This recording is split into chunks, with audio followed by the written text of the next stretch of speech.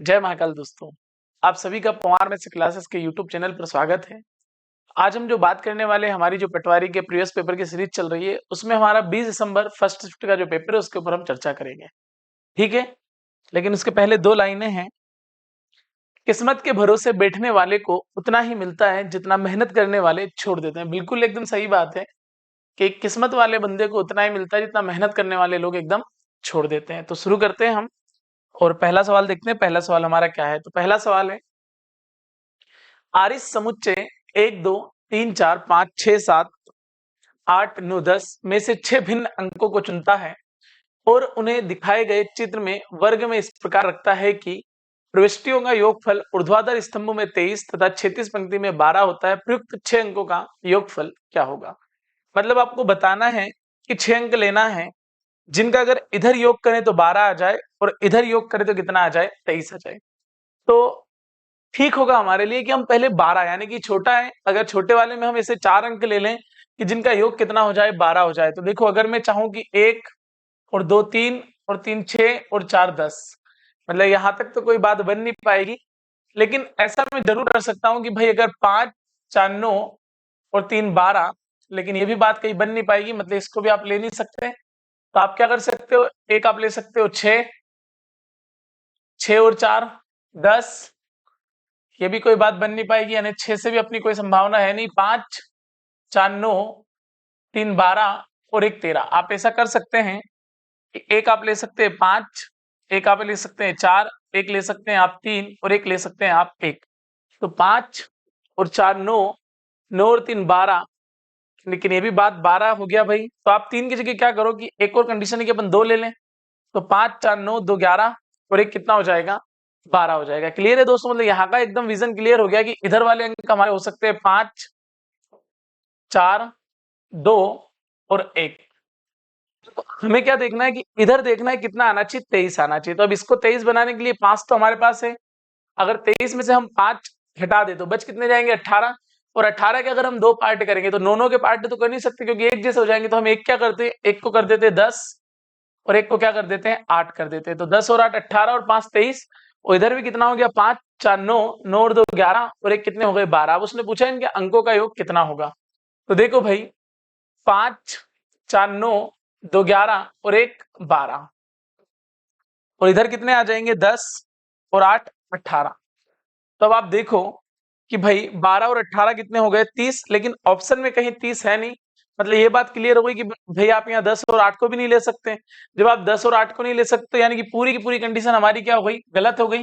यानी कि आपको डबल से यहाँ नंबर क्या करने पड़ेंगे? पुट करने पड़ेंगे। तो अब वापस से अगर हम नंबर करेंगे पुट, तो अब देखो अपने को 12 चाहिए, तो वापस अपन क्या कर सकते हैं? यहाँ अपन कर सकते हैं 6।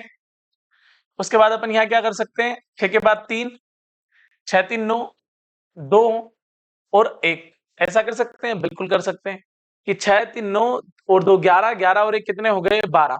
अच्छा, अब आराम से देखो कि इधर हमें 23 चाहिए। तो अगर 23 में से कितने गए? 6 गए। तो 23 में से अगर 6 जाते तो बचते कितने? 17। और 17 को अगर हम दो पार्ट में बांटे तो क्या हम इसे बांट सकते हैं? 8 और 9। बिल्कुल हम 8 और 9 में बांट सकते हैं। तो जोड़ के देख लेते हैं, 8 और 6 14, 14 और 9 कितने हो गए? 23। और ये कितने हो गए? 6 29। यानी कि आंसर 29 बिल्कुल ऑप्शन में दिख रहा है क्या? बिल्कुल दिख रहा है। यानी कि ऑप्शन नंबर बी एकदम हमारा क्या हो जाएगा? सही हो जाएगा। देखो, ये लॉजिकल क्वेश्चन है, रीजनिंग का है। आपको यहाँ पर दिमाग ही लगाना पड़ेगा कि मैं क्या कर सकता हूँ और क्या करने से क्या मेरा आंसर बनेगा। क्लियर है दोस्तों? चलो और अगला क्वेश्चन देखते हैं। अगला क्वेश्चन क्या है? अगला क्वेश्चन है, 1 2 3 4 5 6 7 8 9 10 11 12 13 14 में से किस संख्या को हटा देना चाहिए जिससे कि औसत में 8 की वृद्धि हो जाए? अब भाई अगर आपको वृद्धि करना है तो सीधी बात है कि सबसे छोटे को हटाना पड़ेगा। तो अब आप यहाँ देखो कि यहाँ 14 बिल्कुल नहीं हटा सकते, 13 नहीं हटा सकते, 12 नहीं हटा सकते। सबसे छोटा कौन है? 1। अगर आप 1 को हटा देंगे तो इनमें वृद्धि हो जाएगी? बिल्कुल हो जाएगी। चेक भी करने की आवश्यकता नहीं है, क्योंकि वृद्धि कब होगी? जब छोटा व्यक्ति चला जाए। भाई जिसका कंट्रीब्यूशन कम है, अगर उसको आप हटा देंगे तो बाकी का ज्यादा रहेगा नहीं रहेगा? बिल्कुल रहेगा। यानी कि ऑप्शन नंबर डी आप आराम से लगा देंगे और आगे बढ़ जाएंगे। क्लियर है दोस्तों? चलो और अगला क्वेश्चन देखते हैं। अगला क्वेश्चन क्या है? अगला क्वेश्चन बोल रहा है, यदि x अपॉन वाई बराबर 2/3 हो तो 4x प्लस 2y अपॉन में 5x माइनस 2y क्या होगा? यानी कि हमें ये बात पता चल गई है कि x का मान कितना है? यहाँ से x का मान 2 है और y का मान कितना है 3 है। जब हमें पता है कि x का मान 2 है और y का मान कितना है 3 है, तो हम क्या करेंगे, इनके मान उठा के वहां समीकरण में रख देंगे आराम से। तो बिल्कुल हम समीकरण में मान रखेंगे। तो उसने बोला है कि भाई क्या 4 और x का मान कितना है हमारे पास 2 है, प्लस 2 और y का मान कितना है हमारे पास 3 है, और इधर वापस 5 और x का मान कितना है हमारे पास 2 है, और -2 और y का मान कितना हमारे पास 3 है। तो देखो भाई ये कितना हो गया 8 हो गया, ये कितना हो गया 3 और 2 6 हो गया, ये कितना हो गया भाई 5 2 10 हो गया, और ये कितना हो गया 2 और 3 कितने हो गए 6 हो गए। तो 8 और 6 कितने हो गए 14, और 10 में से 6 गए तो बचे कितने 4, यानी 2 से कट गया 7 बार, और 2 से कितनी बार कटा 2 बार, यानी कि 7/2। यानी कि ऑप्शन नंबर बी हमारा एकदम क्या हो जाएगा दोस्तों सही हो जाएगा। यानी पूरे समीकरण में हमें बहुत ज्यादा कुछ करना नहीं था, सिर्फ और सिर्फ हमें मान ही उठा के रखने थे, और हमने मान उठा के रख दिया तो हमारा आंसर कितना आएगा 7/2। यानी कि ऑप्शन नंबर बी हमारा एकदम क्या हो जाएगा दोस्तों सही हो जाएगा। क्लियर है? चलो अगले क्वेश्चन की तरफ रुक करते हैं। अगला क्वेश्चन क्या है?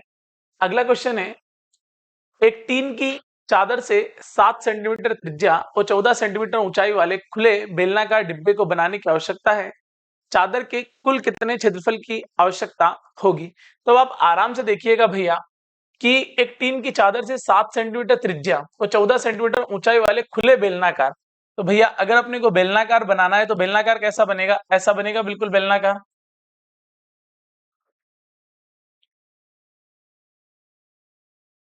अगर अपने को बेलनाकार बनाना है तो बिल्कुल ऐसा बनेगा। मजा नहीं आ रहा। ये इसका क्या हो जाएगा रेडियस, और रेडियस अपने को दे रखा है कितना दे रखा है 7, और ये भी क्या रेडियस कितना दे रखा है भाई 7, और जो इसकी ऊंचाई है वो ऊंचाई अपने को कितनी दे रखी है भाई, और ऊंचाई दे रखी है अपने को 14 सेंटीमीटर। चादर की कुल कितने क्षेत्रफल की आवश्यकता होगी? तो चादर का कुल क्षेत्रफल होता है, ये फार्मूला है कि पाई आर, और किस क्या बोला उसने कि एक टीन की चादर से 7 सेंटीमीटर त्रिज्या और 14 सेंटीमीटर ऊंचाई वाले खुले बेलनाकार डिब्बे को बनाने की आवश्यकता है।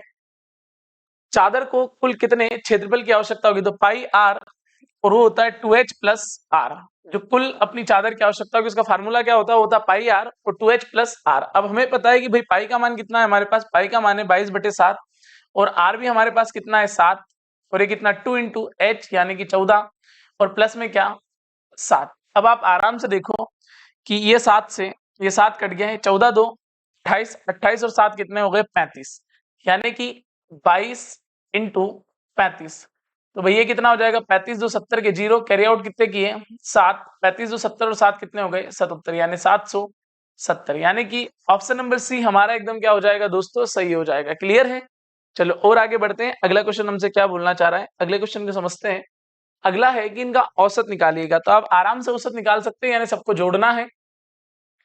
यानी 0 में 8 जोड़ा 8, 8 और 1 9, 9 और 3 कितने हो गए 12, 12 और 8 कितने हो गए 20, 20 का कितना आ गया 0, कैरी आउट कितना किया 2, बचा क्या 1 4 5, 5 और 2 7, 7 और 7 14, 14 और 5 कितने हो गए 19, 19 और 2 कितने हो गए 21, और है कितने लोग 1 2 3 4 5। तो आप 5 से क्या कर देंगे डिवाइड कर देंगे, यानी 5 4 20, फिर एक बचा यानी 5 2 10, यानी कि आपका जो आंसर आएगा वो कितना आ जाएगा 42 आ जाएगा। यानी कि जो आपका औसत होगा वो कितना होगा 42 होगा। यानी कि ऑप्शन नंबर ए आपका दोस्तों एकदम क्या हो जाएगा सही हो जाएगा। क्लियर है?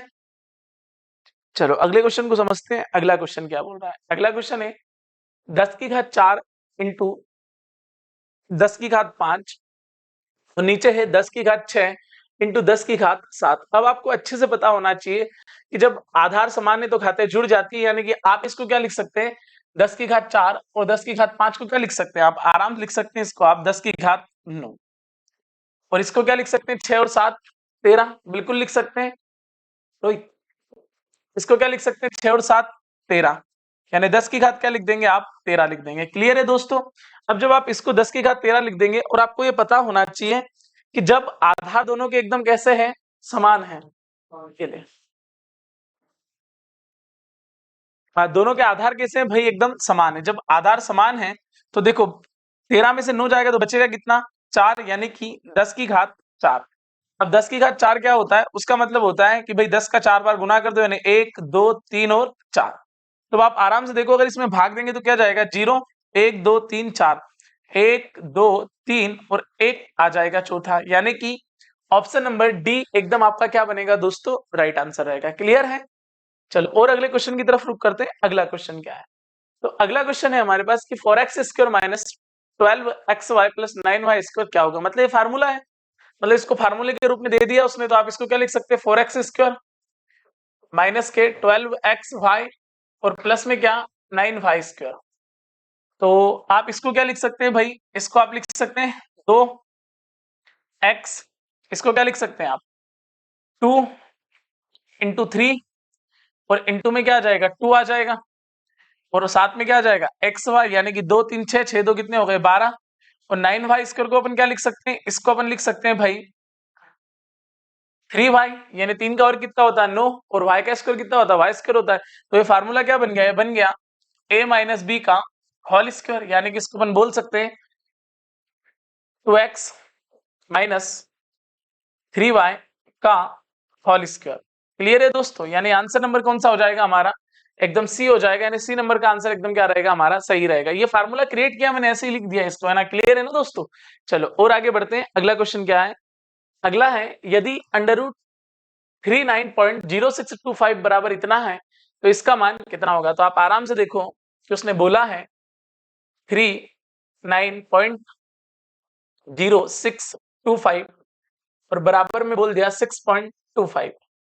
तो हमें ये बताना चाह रहा है, तो हमें ये बताना है कि इसका मान क्या होगा। तो ये है 0.12343906 और अब आपको पता होना चाहिए अंडर रूट में हमेशा 2 अंक से 1 अंक बाहर निकलता है, या आप यूं बोल सकते हैं कि 2 पॉइंट से 1 पॉइंट बाहर निकलता है। तो आप आराम से देखो यहाँ कितना हो गया 1 2 3 4 5। अब हमें 5 है भाई, 5 जोड़े बन रहे, तो आप ऐसे लिख सकते हैं 0 0 और फिर क्या पूरा का पूरा 6 2 5, यानी 10 अंक से कितने अंक बाहर निकलेंगे 5, यानी कि ऑप्शन नंबर डी हमारा एकदम क्या हो जाएगा दोस्तों, सही हो जाएगा। यानी आपको वही कंपेयर करके बताना था कि अगर इसका मान इतना है इसका मान कितना होगा, तो आप आराम से बता सकते हैं। चलो भाई अगले क्वेश्चन की तरफ रुक करते हैं। अगला क्वेश्चन क्या है हमारा? तो अगला क्वेश्चन है कक्षा में लड़कों और लड़कियों की संख्या का अनुपात क्रमशः 2:3 है। देखो भाई एक कक्षा है जिसमें बॉयज है और कौन है, गर्ल्स है, जिनका जो अनुपात है वो कितना है 2:3 है। अब बंदा बोल रहा है यदि लड़कों की संख्या 20 हो। अब आप आराम से देखो जो बॉयज है ना वो कितने हैं भाई 20 है। अब जब बॉयज 20 है पर अनुपात में बॉयज से कितने हैं 2 है, यानी 2 बराबर कितना आ गया 20 आ गया। तो भाई ये 2 से कितनी बार कट जाएगा, ये 2 से कट जाएगा 10 बार। उसने पूछा क्या है, तो लड़कियों की संख्या क्या होगी। तो लड़कियों की संख्या कितनी है 3 है, यानी कि 3 में अगर हम 20 का गुना कर देंगे तो क्या आ जाएगा 60 आ जाएगा। यानी गर्ल्स की संख्या हमारी कितनी होगी 60 होगी। भाई यदि लड़कों की संख्या 20 है ना भाई, तो 2 बराबर 10, तो सॉरी यहाँ कितना आ जाएगा 10 का गुना हो जाएगा, यानी 10 का गुना हो जाएगा तो लड़कियों की संख्या कितनी आ जाएगी 30 आ जाएगी। यानी कि ऑप्शन नंबर बी हमारा एकदम क्या रहेगा दोस्तों, सही रहेगा। क्लियर है एकदम? चलो और आगे बढ़ते हैं, अगले क्वेश्चन की तरफ रुक करते हैं। अगला क्वेश्चन क्या है?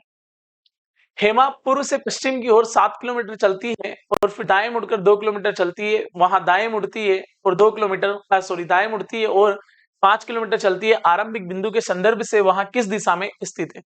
अब आपको एक बात समझना है सबसे पहले, भाई दिशाओं का नॉलेज तो आपको बहुत अच्छा होगा ही सही। ये पूर्व, ये पश्चिम और ये क्या उत्तर और ये क्या दक्षिण। क्लियर है दोस्तों? अब वो कहीं ना कहीं बीच सेंटर पार्किंग में होगी, यानी कि यहां मान लो आप, यानी कोई व्यक्ति है जो कि यहां है और वो बोल रहा है कि हेमा पूर्व से पश्चिम की ओर 7 किलोमीटर चलती है। मतलब किधर चलती है, इधर 7 किलोमीटर चलती है। अब जैसे ही वो इधर 7 किलोमीटर चलती है उसके बाद वो बोलती है कि फिर दाएं मुड़कर, मतलब ऐसे जा रही, दाएं मतलब ऊपर मुड़ेगी और दाएं मुड़कर 2 किलोमीटर चलती है, यानी कि दाएं मुड़ती है ऐसे और कितना चलती है 2 किलोमीटर चलती है।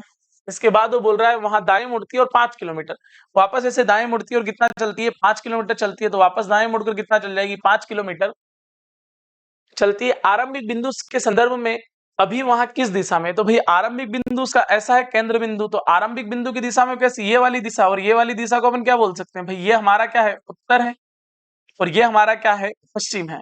तो आप बोल सकते हैं कि वो कौन सी दिशा में, इस दिशा में, यानी कि आपको जो आंसर आएगा वो कितना आएगा उत्तर पश्चिम, यानी कि ऑप्शन नंबर बी आपका एकदम क्या हो जाएगा दोस्तों, सही हो जाएगा। क्लियर है? चलो अगला क्वेश्चन है, हमसे क्या बोल रहा है। अगला क्वेश्चन है एक 300 मीटर लंबी रेल एक प्लेटफॉर्म को 39 सेकंड में तथा एक खंबे को 18 सेकंड में पार करती है तो प्लेटफॉर्म की लंबाई क्या है? तो देखो भाई, सबसे पहले एक 300 मीटर लंबी ट्रेन है यानी कि 300 एक प्लेटफॉर्म को पार करती है, यानी आपको प्लेटफॉर्म की लंबाई भी जोड़ना पड़ेगी। लेकिन ये सब घटना जो घटती है वो कितने सेकंड में घटती है? 39 सेकंड में। क्लियर? तथा एक खंबे को 18 सेकंड में पार करती है। अब खंबे को अगर 18 सेकंड में पार करेगी तो भाई ट्रेन तो पार करेगी, ट्रेन की अपनी लंबाई तो है 300 और यहाँ सेकंड कितने लग रहे हैं? 18। अब आप आराम से देखो भाई, ये 3 से कितनी बार कट गया? 13 बार। ये 3 से कितनी बार कट गया? 6 बार। क्लियर है? 6 का गुना अगर 3 में होगा तो कितना हो जाएगा भाई? 6 3 18, यानी कितने? 1800। 6 का गुना पी में होगा तो 6 पी हो जाएगा, और 13 3 कितने हो जाएंगे? 39, यानी 3900 हो जाएंगे। अब आप आराम से देखो भाई कि 3900 में से अगर 1800 जाएंगे तो 6p बराबर कितना बचेगा? 39 में से 18 गए तो 21, यानी कितने बचेंगे? 2100। तो ये कितना हो जाएगा? 6 3 18, बचे कितने भाई? 6 5 30, यानी 350, यानी कि प्लेटफॉर्म की जो लंबाई होगी वो कितनी होगी दोस्तों? 350 मीटर होगी। एकदम क्लियर है? चलो और आगे बढ़ते हैं, अगले क्वेश्चन की तरफ रुख करते हैं। अगला क्वेश्चन क्या है? तो अगला क्वेश्चन है, दी गई श्रृंखला का अगला पद ज्ञात करो। मतलब आपको ये बताना है कि इसमें आगे क्या आएगा। तो ऐसे सवाल को बड़े सावधानी पूर्वक करें, क्योंकि जितने छोटे होते हैं ये उतने ही खोटे होते हैं, ध्यान रखना हमेशा, है ना। चलो भाई आगे देखो कि अगला वाला क्या आएगा। तो मैं तो क्या बोल रहा हूँ, बढ़ते क्रम में है, यानी प्लस के 2 प्लस के 3 प्लस के 5 और प्लस के कितने हो गए? 7 और प्लस के कितने हो गए? 11। मतलब ये संख्याएं कैसी है? अभाज्य संख्या है, बिल्कुल अभाज्य संख्या है। अगला क्या होगा भाई? अगली अभाज्य संख्या अगर आप देखेंगे तो कितना आएगा? वो 13 आएगा, यानी कि 29 में 13 जुड़ेगा तो कितना आएगा? 42, यानी कि जो अगला पद होगा वो कितना होगा? 42 होगा। यानी कि ऑप्शन नंबर सी आपका दोस्तों एकदम कैसा होगा? सही होगा। क्लियर है? मैं आशा करता हूं कि आपको समझ में आया होगा। चलो और अगला क्वेश्चन देखते हैं। अगला क्वेश्चन है, एक व्यक्ति ने सामान मूल्य पर दो वस्तुओं का विक्रय किया। एक पर उसने 31% का लाभ प्राप्त किया तथा अन्य पर 31% की हानि प्राप्त की। उसने कुल कितने प्रतिशत लाभ या हानि प्राप्त की? एक क्वेश्चन ऐसा परीक्षा में बनता है, तो वो बनता है तो मैं आपको थोड़ा समझाता हूं। जरा देखिएगा आप इस ब्लैंक वाले पेज पे आराम से, कि अगर मैं बोलूं कि मान लो किसी का भी वैल्यू कितना है? 100% है। अरे कितना परसेंट है भाई? 100% है। अगर वो किसी एक वैल्यू पे सिंपल सा बोले कि पहले इसे 10% लाभ पर बेच दिया गया, तो अब इसे अगर पहले 10% लाभ पर बेचा गया तो कितना हो गया? ये 110 हो गया। उसके बाद इसी को 10% की हानि पर बेच दिया गया। अब 10% की हानि मतलब क्या? 110 का 10%। जब हम 110 का 10% निकालेंगे तो क्या आएगा? यानी 11 की हानि आएगी, यानी कि 110 में से 11 गए तो बचे कितने? 99%। यानी कि जो आपको हानि होगी वो कितने की होगी? 1% की क्या होगी? हानि होगी। अब ऐसे ही सवाल को हम डायरेक्ट कर सकते हैं कि अगर वो दो वस्तुओं के विक्रय मूल्य को बोल रहा है कि बराबर है, तो ऐसी कंडीशन में हमेशा क्या होती है? हानि होती है। यानी कि वो बोले कि एक पर इतने का लाभ और एक पर इतने प्रतिशत की हानि होती है, दोनों बराबर रहने चाहिए। तो हमेशा हमेशा क्या होती है? हानि होती है। तो बस आपको कुछ नहीं करना है, जो भी आपको दर दे रखी, जैसे मान लो 10 थी, तो आप सीधे 10 का वर्ग करें और डिवाइडेड बाय 100 करें। जैसे 10 का वर्ग कितना हो जाएगा? 100, और 100/100, यानी आप सीधे बोल सकते हैं कि 1% की क्या होगी? हानि होगी। क्लियर है दोस्तों? और जैसे उसने दे रखा था 31, तो आप सीधे यहाँ क्या कर देंगे? आप सीधे यहाँ कर देंगे 31 का वर्ग और बटे में क्या? 100। तो 31 का वर्ग कितना होता है दोस्तों? 961, और बटे में क्या आ जाएगा? 100, यानी 9.61% की क्या हो जाएगी? हानि हो जाएगी। क्लियर है दोस्तों? देखो वहां उसने पैसों के बारे में किसी प्रकार की कोई बात नहीं की थी। मैं आपको एक और सवाल समझा रहा हूं, जरा बहुत फेमस क्वेश्चन है सालों से। क्या है वो जरा मैं आपको समझाता हूँ, समझिएगा आप लोग, क्योंकि एक क्वेश्चन आएगा, मैं इसलिए आपको 2-3 मिनट यहाँ खर्च करना चाहूंगा कि अगर कोई क्वेश्चन आता है परीक्षा में तो फिर वो आपसे बन जाना चाहिए। जैसे कि मैं समझाता हूं आपको कि एक बहुत फेमस क्वेश्चन है, और एज इट इज मैं उसकी ऐसी की ऐसी लैंग्वेज बोल रहा हूं कि व्यापम के दृष्टिकोण से बहुत महत्वपूर्ण है, कि एक घोड़ा एवं एक गाय प्रत्येक को 12,000 रुपए में बेचने पर, प्रत्येक को कितने में बेचने पर? 12,000 रुपए में बेचने पर, प्रत्येक को 12,000 रुपए में बेचने पर एक पर 20% का लाभ होता है। 20% का लाभ होता है मतलब वैल्यू कितनी हो गई? 120%। और एक पर 20% की हानि होती है। कितने की हानि होती है? 20% की हानि होती है। तो बताइए कि उसे पूरे सौदे में कितने प्रतिशत का लाभ या हानि हुआ? तो दोनों बराबर है, यानी हानि होगी। मतलब तो सिर्फ इतना सा करना है कि 20 का वर्ग बटे में क्या? 100। तो 20 का वर्ग कितना हो जाएगा? 400, और बटे में क्या? तो यहाँ क्या हो जाएगा, यहाँ हो जाएगा 4% की हानि। क्लियर है दोस्तों। अब यहाँ अगर 4% की हानि है और आपको अगर इस सवाल को सोल्व भी करना है तो आप आराम से कर भी सकते हैं। जैसे अपने को पता है कि 120% का वैल्यू कितना है, 12,000। अब आप आराम से देखो कि जब अपने पास 120% बराबर कितना है, 12,000, तो क्या 10 से 10 12 से कितनी बार कट गया, 100 बार। यानी कि 1% का वैल्यू कितना आ गया, 100। जब 1% का वैल्यू 100 है तो 100% का वैल्यू कितना होगा, 10,000। यानी इसका जो मूल्य होगा वो कितना होगा, 10,000। और यहाँ ये 80% है, यानी कि 80% बराबर कितने, 12,000। यानी 10 से 10, 8 कम 8 बचे कितने, 4, 8 5 कितने, 40। यानी 1% का वैल्यू कितना, 150। जब 1% का वैल्यू 150 तो 100% का मान कितना हो जाएगा, 15,000। अब आप देखो कि उसका रियल प्राइस कितना था। उसका रियल प्राइस था हमारे पास 25,000, लेकिन उसने सारा कार्यक्रम सेट काय पे करा, 24,000 रुपए पर। यानी कि आप आराम से देखो कि उसे जो हानि हुई कितने की हुई, 1,000 रुपए की हानि हुई। और हुई कहाँ, 25,000 रुपए पर। जब 25,000 रुपए पर 1% की हानि हुई तो अपने को पता होना चाहिए कि भाई 100% बराबर कितना हमारे पास टोटल है, यानी कि 25,000। और हमें हानि कितने की हुई, 1,000 रुपए की, तो हम 1,000 इधर लिख देंगे। और देखेंगे 3 0 और 25 से कितनी बार कट गया, 4 बार। यानी कि जो हमें हानि होगी वो कितने की होगी, 4% की होगी। क्लियर है दोस्तों। तो एक सवाल परीक्षा में ऐसा बनता है, उसे आप बेहतर तरीके से करें। चलो क्वेश्चन पे जाते हैं। क्वेश्चन हमारा क्या बोल रहा था, तो यहां तक हमारा क्वेश्चन हो गया था। श्रृंखला को हमने देख लिया था। अभी क्वेश्चन था कि एक व्यक्ति ने समान मूल्य पर दो वस्तुओं का विक्रय किया। एक पर उसने 31% का लाभ प्राप्त किया तथा अन्य पर 31% की हानि प्राप्त की। उसने कुल कितने प्रतिशत का लाभ या हानि प्राप्त की। तो ऐसी कंडीशन में उसको हानि होनी, बस आपको इतना सा करना है कि 31 का वर्ग और डिवाइडेड बाय क्या करना है, 100 करना है। तो 31 का वर्ग कितना हो जाता है, 961, और बटे में क्या, 100। यानी ऐसी कंडीशन में हमेशा हानि होगी, जो कि मैंने अभी बताया, यानी कि 9.61% की क्या हो जाएगी दोस्तों, हानि हो जाएगी। 31 का वर्ग करना तो आता ही होगा आप लोगों को। क्लियर है। चलो अगले क्वेश्चन की तरफ रुख करते हैं। अगला क्वेश्चन क्या है, अगला क्वेश्चन है, यदि 100 लोग 100 दिन में यदि 100 लोग दिनों में 100 कार्य कर सकते हैं तो एक व्यक्ति को एक कार्य करने में कितना दिन लगेगा। तो यहाँ क्वेश्चन ऐसा है कि यदि 100 लोग 100 दिनों में 100 कार्य करते हैं तो एक व्यक्ति को एक कार्य करने में कितने दिन लगेंगे। तो अब आप आराम से देखो कि 100 लोग अगर 100 दिनों तक काम करें तो काम क्या मिलेगा, 100। यानी यहाँ जो नीचे होगा वो क्या होगा, काम होगा। क्लियर है दोस्तों। अब आगे बंदा क्या बोल रहा है, तो एक व्यक्ति कार्य करने में कितने दिन लगेंगे, एक व्यक्ति को कितने दिन लगेंगे और कार्य भी कितना है, एक कार्य है। तब आप आराम से देखो, ये कट गया, ये कट गया, यानी x बराबर क्या आ गया, 100 आ गया। क्लियर है दोस्तों एकदम। यानी कि ऑप्शन नंबर बी आपका एकदम कैसा होगा दोस्तों, सही होगा। क्लियर है। चलो अगला क्वेश्चन देखते हैं। अगला क्वेश्चन क्या बोल रहा है, अगला क्वेश्चन है, 10 वर्ष पूर्व विकास रौनक से 3 गुना बड़ा था। देखो अब आप आराम से देखो कि बात काय की कर रहा हो, 10 वर्ष पूर्व की कर रहा है।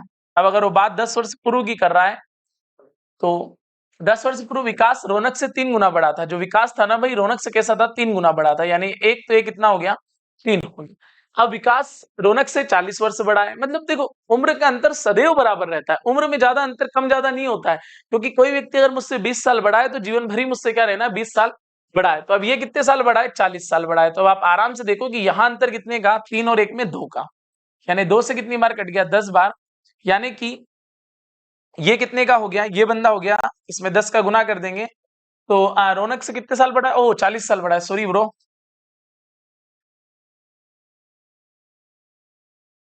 20 साल बड़ा ना होते हुए कितना है, 40 साल बड़ा है। और यहाँ 3 और 1 में अंतर कितने का है, 2 का है। यानी 2 से कितनी बार कट जाएगा, 20 बार कट जाएगा। यानी कि 20 का गुना आप यहाँ करेंगे और 20 का ही गुना आप कहाँ करेंगे, यहाँ करेंगे। तो ये 20 दिन कितना हो जाएगा, 60, और ये कितना हो जाएगा, 20 हो जाएगा। क्लियर है। अब ये 10 वर्ष पूर्व था। अब अगर 10 वर्ष पूर्व था भैया कि कोई व्यक्ति 10 वर्ष पूर्व कितने का था, 60 का था, तो अब कितने का हो जाएगा, ये प्लस का यहाँ भी 10 हो जाएगा और यहाँ भी क्या हो जाएगा, प्लस का 10। तो ये कितना हो जाएगा, 70, और ये कितना हो जाएगा, 30। तो उसने बोला है तो विकास और रौनक की वर्तमान आयु का अनुपात कैसा था। तो 7:3। बिल्कुल हम वर्तमान आयु पर ही आए, यानी कि ऑप्शन नंबर ए वाला हमारा दोस्तों एकदम क्या हो जाएगा, सही हो जाएगा। क्लियर है। चलो और अगले क्वेश्चन की तरफ बढ़ते हैं। अगला क्वेश्चन क्या बोलता है, अगला क्वेश्चन है, 4 अंकों की सबसे न्यूनतम संख्या जिसे 6, 8, 12 एवं 20 से विभाजित करने पर कोई शेषफल नहीं प्राप्त होता। बहुत बढ़िया, मतलब इनका एलसीएम ले लो आप। अब 4 अंकों की सबसे न्यूनतम संख्या क्या होगी? 1000 होगी, यानी कि जो भी आंसर होगा या तो 1000 होगा या 1000 से बड़ा होगा, मतलब ये 120 तो हो ही नहीं सकता, ये तीनों में से कोई एक आंसर आएगा। तो सबसे पहले देखो क्या भाई, 6, 8, 12 और 20, इनका क्या ले लेते हैं जरा, 12 और 20 का क्या ले लेते हैं? एलसीएम ले लेते हैं। तो भाई आराम से देखो आप कि ये 2 से कितनी बार कटा? 3 बार, ये 2 से 4 बार, ये 2 से 6 बार और 2 से कितनी बार कट गया? 10 बार। फिर वापस देखो 2 से कितनी बार कटा? 3 बार, 2 से कितनी बार? 2 बार, 2 से कितनी बार? 3 बार, 2 से कितनी बार? 5 बार। देखो भाई ये 3 तो 3 में आ ही जाएगा, 5 3 15, 15 2 30, 30 2 60 और 60 2 कितने हो गए? 120। क्लियर है? अब आप देखो कि हम 120 में ऐसी कौन सी संख्या का गुना करें कि जो हमसे 1000 से ऊपर चली जाए। तो 12 8 96 कम पड़ेगा, 12 9 108, बिल्कुल 12 9 कितना हो जाएगा? 108 हो जाएगा, यानी कि 1080, यानी कि वो संख्या डी नंबर की होगी, यानी कि वो 4 अंकों की सबसे न्यूनतम संख्या 1080 होगी, जो 6 8 12 एवं 20 से विभाजित करने पर बिल्कुल कोई शेष नहीं बचेगा। क्लियर है दोस्तों? चलो अगले क्वेश्चन की तरफ रुख करते हैं। अगला क्वेश्चन क्या है, यदि एक गोले का पृष्ठीय क्षेत्रफल, अब गोले का पृष्ठीय क्षेत्रफल क्या होता है भाई? गोले का पृष्ठीय क्षेत्रफल होता है 4 पाई आर स्क्वायर। कितना होता है? 4 पाई आर। देखो भाई फार्मूले तो आपको याद होने ही चाहिए, अगर फार्मूले याद नहीं रहेंगे तो काम चल ही नहीं पाएगा, है ना? कि यदि एक गोले का पृष्ठीय क्षेत्रफल कितना है? 314 है, तो गोले का पृष्ठीय क्षेत्रफल कितना होता है? 4 पाई आर स्क्वायर बराबर क्या? 314, और पाई का मान उसने बोला है कि आपको इतना ले, तो बताना गोले का व्यास कितना है। क्लियर? देखो भाई 4 और पाई का मान अपने को लेना है 3.14 और इंटू में क्या? आर स्क्वायर बराबर में क्या? 314। अब आप आराम से देखो, 2 जीरो कहाँ आ जाएंगे? नीचे आ जाएंगे, ये कट गया 314, ये 4 से कितनी बार कट गया? 25, यानी कि आर स्क्वायर बराबर कितना हो गया? 25। जब आर स्क्वायर बराबर 25 हो गया तो आर बराबर क्या हो जाएगा? 5, और हमसे पूछा है उसका व्यास। तो व्यास क्या होता है भैया? जो व्यास होता है वो त्रिज्या का कैसा होता है? 2 गुना होता है। तो ये कितना हो जाएगा? 5 2 10, यानी कि 10 सेंटीमीटर, यानी कि ऑप्शन नंबर ए हमारा एकदम क्या होगा दोस्तों? सही होगा। क्लियर है? चलो और अगले क्वेश्चन की तरफ बढ़ते हैं। अगला क्वेश्चन क्या है? तो अगला क्वेश्चन है भैया, वो हमसे बोल रहा है 27 की पावर 4/3 इंटू 1/9 की पावर 2 और इंटू में 3 की पावर 0। क्लियर है दोस्तों? अब आप आराम से देखो कि हम इसको क्या लिख सकते हैं। हम इसको लिख सकते हैं 3 की पावर 3 इंटू 4/3 इंटू, इसको हम क्या लिख सकते हैं भाई? 1/9 है, तो और इसको हम क्या लिख सकते हैं? 1/3 का वर्ग, और उसका भी क्या लिख सकते हैं? वर्ग। और जिसकी भी पावर 0 रहती है उसका मान सदैव कितना रहता है? 1 रहता है। ये 3 से कितना कट गया? 3 कट गया, यानी कि बचा क्या? 3 की पावर 4, और 1 का वर्ग तो 1 ही होता है, लेकिन 2 और 2 कितने हो जाएंगे? 4, यानी ये भी 3 की पावर कितनी हो जाएगी? 4, ये कट जाएगा, यानी आंसर कितना आ जाएगा? 1, यानी कि ऑप्शन नंबर सी एकदम क्या हो जाएगा दोस्तों? सही हो जाएगा। क्लियर है? चलो और अगला क्वेश्चन देखते हैं। अगला क्वेश्चन क्या है, पी और क्यू की गति क्रमशः 5:8 के अनुपात में है। जब वे दोनों 50 किलोमीटर की दूरी की यात्रा करते हैं तो एक को अन्य से 6 घंटे अधिक लगते हैं। अधिक तेज चलने वाली अधिक तेज गति से गति वाले की किलोमीटर प्रति घंटे में गति क्या होगी? तो आराम सबसे पहले देखो कि भाई गति का अनुपात दे रखा है, किसका? गति का, यानी कि चाल। अब देखो आप, एक कौन है? पी है और एक कौन है? क्यू है। चाल का अनुपात क्या दे रखा है? 5:8। तो एकदम आपको पता होना चाहिए कि समय का अनुपात एकदम कैसा हो जाएगा? उल्टा हो जाएगा, यानी कैसा हो जाएगा? 8:5 हो जाएगा। क्लियर है? अब तो एक को अन्य से 6 घंटे अधिक लगते हैं। देखो समय का अंतर देखो कितने का है? 8 और 5 में 3 का है, यानी कि 3 बराबर कितने हैं भाई? 6 घंटे। तो आराम से देखो 3 से कितनी बार कट जाएगा? 2 बार कट जाएगा, यानी 1 की वैल्यू कितनी आ गई हमारे पास? 2 आ गई।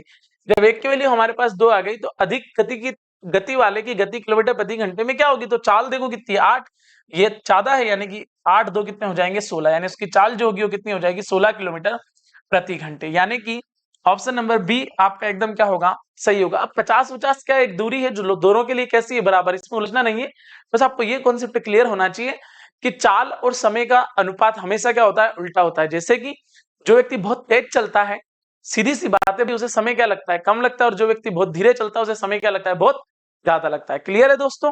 चलो अगले क्वेश्चन की तरफ बढ़ते हैं। अगला क्वेश्चन क्या है और लास्ट क्वेश्चन है, तो निम्नलिखित में से कौन एक अपरिमेय संख्या है?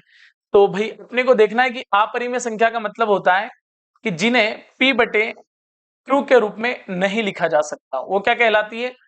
अपरिमेय संख्या। क्लियर है? और परिमेय संख्या क्या कहलाती है? जिनको p/q के रूप में हम लिख सकते हैं। तो आराम से देखो, पॉइंट के बाद जितने अंक उतने जीरो अगर नीचे जाएंगे कितने 5, 1 2 3 4 5, तो ये p बटे q हो गया। 225 को क्या बोल सकते हैं 15, 15 बटे 1 ये भी हो सकता है। ये एकदम सिंपल है, यानी 2 1 4 2 6 8 कितने 1 2 3 4 5, 1 2 3 4 5, सिर्फ एक यही है जो p बटे q के रूप में नहीं लिखाएगा। क्यों नहीं लिखाएगा उसका रीजन है, देखो आप, ये सवाल थोड़ा सा बाय मिस्टेक गलत दे दिया था एग्जाम में। इसके आगे क्या है, डैश डैश डैश है, और कोई चीज अनंत तक है और एक जैसी नहीं है। 1 0 1 1 ट्रिपल 1 फिर 0 फिर 1 1, यानी कि इसका कोई एक लिमिट नहीं है, ये अनलिमिटेड तक है, यानी अनंत तक है। मतलब ये संख्या क्या होगी, हमारा ऑप्शन नंबर सी एकदम क्या होगा, राइट आंसर होगा। क्योंकि उसने पूछा है निम्नलिखित में से कौन एक अपरिमेय संख्या, तो ये वाली सी वाली एकदम क्या होगी दोस्तों, अपरिमेय संख्या होगी। एकदम क्लियर है। चलो सभी को जय महाकाल। हमारी मुलाकात होती है अगले वीडियो में, तब तक के लिए जय हिंद जय भारत।